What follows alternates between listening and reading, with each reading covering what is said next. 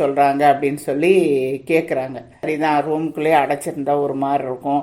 காலையில் கோயிலுக்கு போயிட்டு வரலாம், சாயங்காலம் கொஞ்சம் தூரம் நடந்துட்டு வரலாம், அப்போ தான் கொஞ்சம் நல்லா இருக்கும் உடம்புக்கு அப்படின்னு இவங்க 3 பேரும் ஆரோக்கியமாக இருக்காங்க. அதனால் என்ன ஆகும்னா, இந்த வீரம்மாவோட பிள்ளைங்களும் அந்த கோயிலுக்கு வந்திருப்ப ஓடி வந்து இந்த அம்மாட்ட பேச வருவாங்க. அப்போ இந்த அம்மா என்ன செய்வாங்க, தன் பிள்ளைங்க பேச வருதுன்னு சொல்லி இவங்க யாருக்கும் தெரியக்கூடாதுன்னு பெருமாள் அம்மாவும் இந்த பாட்டிக்கிட்டேயும், அம்மா இந்த மாதிரி தெரிஞ்ச பொண்ணு வருது, நான் போய் கேட்டுட்டு என்னன்னு கேட்டு வரேங்கம்மா அப்படின்னு சொல்லிட்டு இவங்க கிளம்பி அந்த 2 பிள்ளைகிட்ட போவாங்க.